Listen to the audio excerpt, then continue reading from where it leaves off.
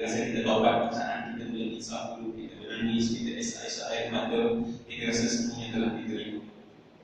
Belum tentu semua yang saya kasih sekian. Sebab tu orang yang bertaubat sebenarnya dia ada perasaan, dia ada perasaan takut taubatnya tak diterima oleh Allah.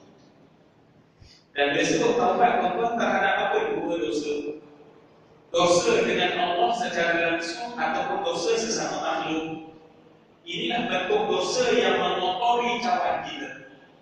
Dosa dengan Allah, kita tinggalkan apa yang Allah, kita tinggal apa yang Allah suruh, apa yang Allah larang, kita buat dalam tempoh ayat sejak daripada akhir baligh sampai pada malam ini. Dosa tersebut adakah semuanya telah settle?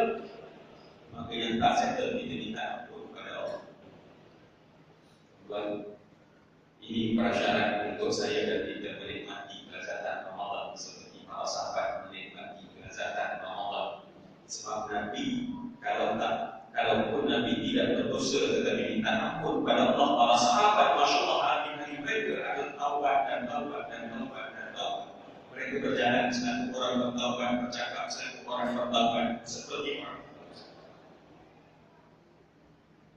Agak-agak kecuali pada malam ini kami cinta hidayah sebab mana-mana hidayah itu tak dosa. Sedangkan Nabi Sahih berkata Beliau min Adam khata'un wa khata'in tabahu. Semua kata Nabi anak-anak itu bersalah. Sebaik-baik orang yang bersalah, orang yang bertaubat. Saya nak ajak dulu sebab saya tengok guru yang banyak kita kan sebelum daripada bulan Ramadan itu buat duri, ambil uang, jam makan, kemudian bertahlil. Tahlil menyebut maknanya sebut la ilaha illallah kerana dia seafdal zikir. Dan tahlil itu menyebut la ilaha illallah, la ilaha illallah ramai dan sama-sama. Kemudian ada uang pula, kemudian ada tangan dan berdoa. Kenapa semua benda ini ada semua yang saya katakan? Sebab kadang-kadang orang tak faham dan tanya kenapa buat ini sebelum Ramadan. Ada jawapan kata apa dia? Nanti Ramadan tak boleh makan. Masya Allah. Sedangkan apa tujuan kita sama-sama? Untuk kerana ada di kalangan kita yang mungkin ayah dan ibunya telah pulang dan dipanggil oleh Allah. Saya suka ingatkan tuan-tuan, sebab kadang-kadang ya, syaitan dipandai sangat. Syaitan suruh kita buat taat tuan-tuan, tahajud insya-Allah, lakukan ketaatan dan ketaatan. Tetapi tahukah kita bahawa di antara ketaatan yang paling besar adalah apabila anak buat baik kepada mak dan ayah. Itu taat paling besar. Sebab Allah meletakkan taat pada ibu dan ayah setelah kita sembah Allah. Wa qadha rabbuka alla ta'budu illa iyyah. Habis saja ayat.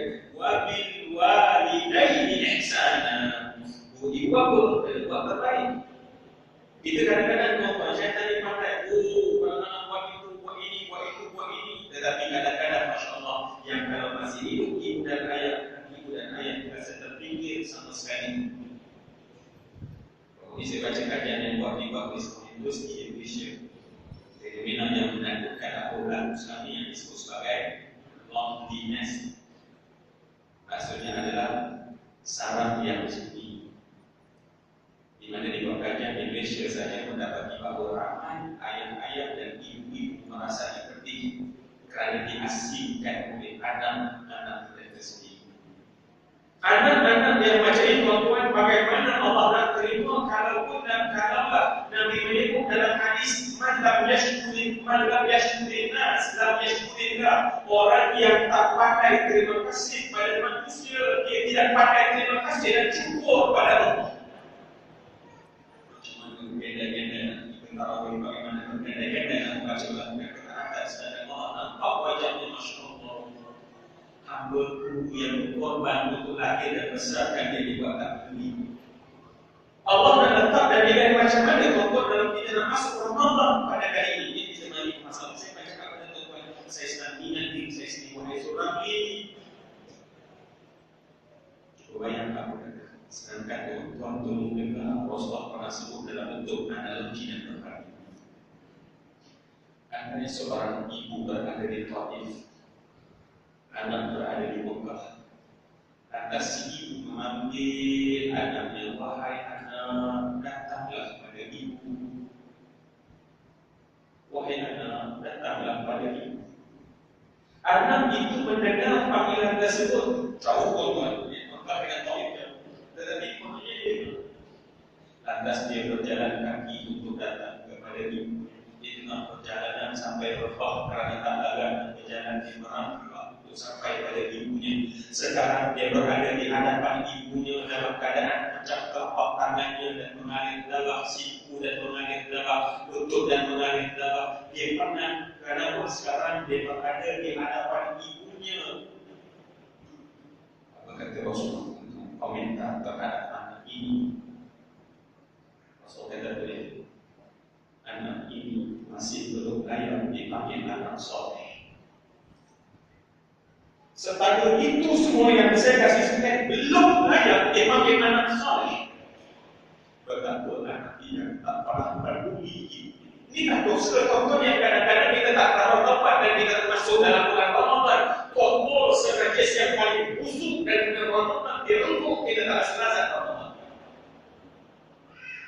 Bila masih sesuai sini. Yang berkata, oh ayah saya meninggal. Bila dia meninggal 30 tahun, 40 tahun, 50 tahun.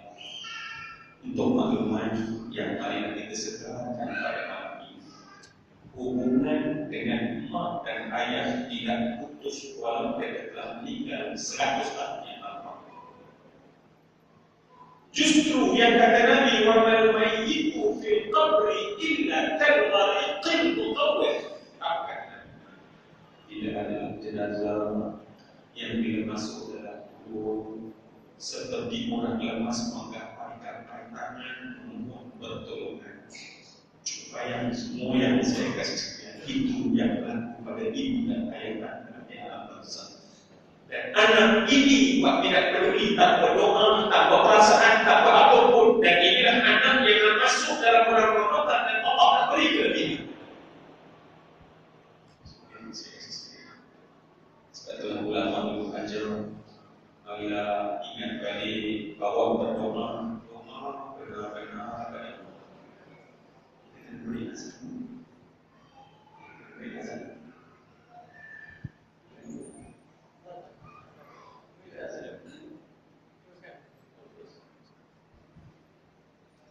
Semua yang saya kasih sekian. Sebab itu kadang-kadang semua yang saya kasih sekian syaitan ni kan pada ibu kita. Disuruh buat itu dan ini benda yang paling Allah kita abaikan. Cuba bayangkan Allah sebutkan dengan mana-mana orang